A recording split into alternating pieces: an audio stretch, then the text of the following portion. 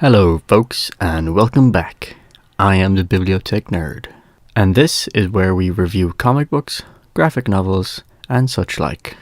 Once again, we delve back into the DC graphic novels collection, and in this video we do part 2 of the JLA Tower of Babel. I hope you enjoyed the previous video on part 1. Let me know if I was too harsh on the comic in that video. But be prepared, because today we are doing part 2. I'm going to finish up the story with a quick summary, and of course a small spiel at the end, and I don't think it'll be any less harsh than the previous video. So let's not waste any time and get right back into it. Now, I believe this may be an extra little addition to the graphic novel, though I'm not entirely sure about this. We are given a small interlude chapter between part 2 and part 4, and it is called Blame. A simple question is asked by Talia al Ghul. Who is truly to blame for this betrayal? She uses this as a prompt to tell her story. How she broke into the Justice League's watchtower and stole the secret files that Batman had created. We see the cold distrust that Batman had towards his fellow League members. The meticulous and calculated observations he made of each one of them. Talia is impressed by the nature of the watchtower. The League put so much effort into saving humanity. She asks another question. In the end, is humanity to blame for Batman's actions? Society has become so fragile that a rogue League member would bring it to its knees. We are given short summaries of how Batman figured out the weaknesses of the fellow League members.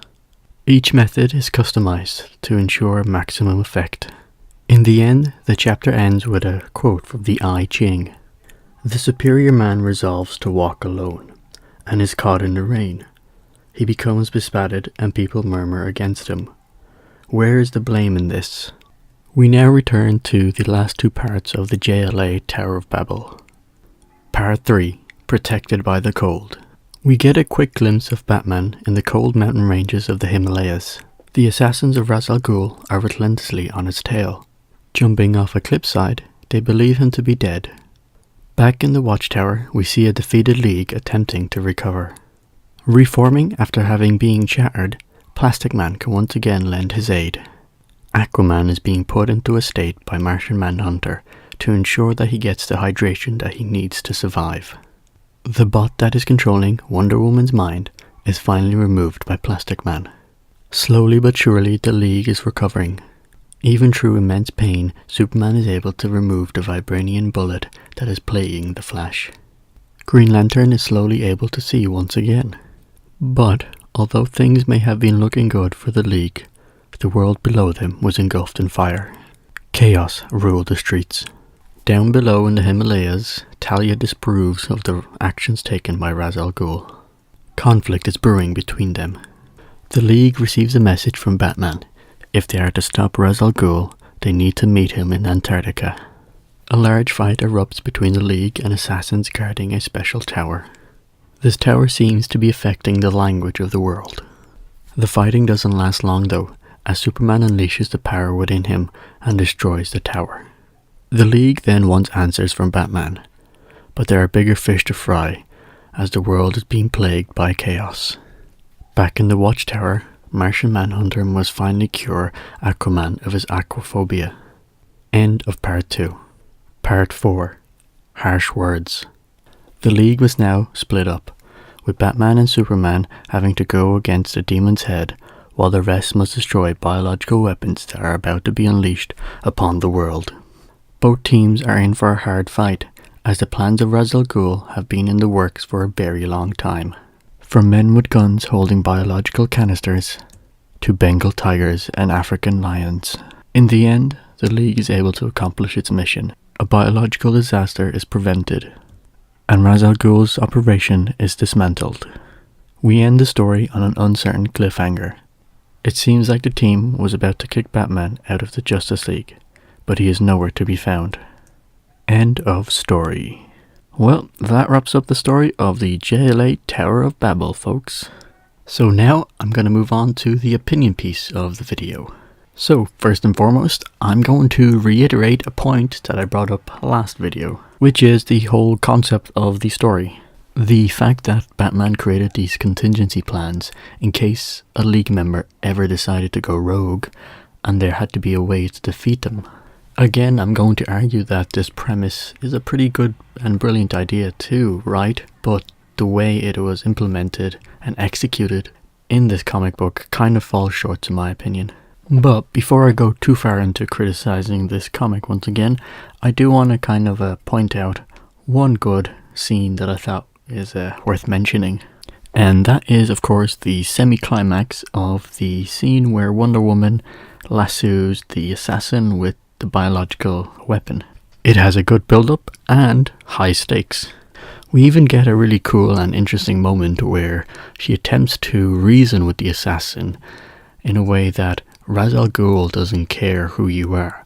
All he cares is the end result. Why would you kill yourself for an ideal that doesn't really care about who you are? This scene was really well done, and I have to give credit to it, except at the very end where it is cut off. Unfortunately, we don't really see the end result, except for we're told that Wonder Woman did an amazing thing and the biological weapon was stopped at that moment. I know that in certain situations it's better off that the big event or maybe the climax sort of happens off screen and instead we're left with the aftermath, but I'm still going to argue that I think it would have been better in this scenario to show what actually happened and how she was able to stop him. Potentially even maybe she actually convinced him and he decided not to destroy or blow up the canister in a sense. So this scene gets a thumbs up, but it's a pity that we didn't see it being finalized in a sense. Now I would like to return to a point that I had previously brought up in the last video. Now it is properly emphasized in the little addition blame, so it isn't fully visible when you're looking at the normal comic, but more an underlying tone throughout it instead. What I'm referring to is the attempt of putting a kind of a philosophical edge or a question throughout the comic of who it is to blame. Now, don't get me wrong, the overarching story definitely has the correct circumstances that would lend itself to some great fan arguments and debates regarding the whole incident. It could probably also be used to represent real-world problems and a conjecture with other philosophical questions. But again, I'm going to go back to my original point, is that the execution, the way that it is presented to us, this philosophical question regarding who is to blame and the whole incident with Batman, it is executed poorly in my opinion. Now, I can't remember if I touched upon this in the last video, but the reason that I'm giving so much criticism to the writing and the overall story is that it feels rushed. It's compacted into 4 parts when I would probably argue that it would have been better in probably 6.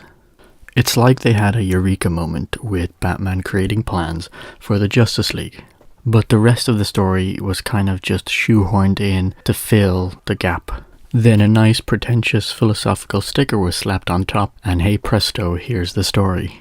All in all, the writing is kind of lacking and disappointing. I definitely know that many people will likely not agree with that and would probably argue that I'm completely wrong. So let me know if you think I'm wrong. I'd love to hear your thoughts on this. But now I think I'm going to move on to the art side. Compared to the first 2 parts, the last 2 have a slightly better improved art form. Now what I mean by this is that 1 or 2 panels do stand out, such as when the sun is behind Superman and the rays are just blinding. Otherwise though, the comic has been consistent in being inconsistent.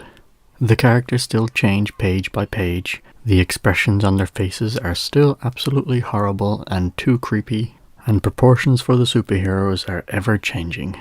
So apart from the standout 1 or 2 panels, emphasis that I'm not saying pages, the art is still pretty lacking and pretty amateurish in my opinion. I know that it may be harsh towards the artist, but hey, it is what it is, I guess.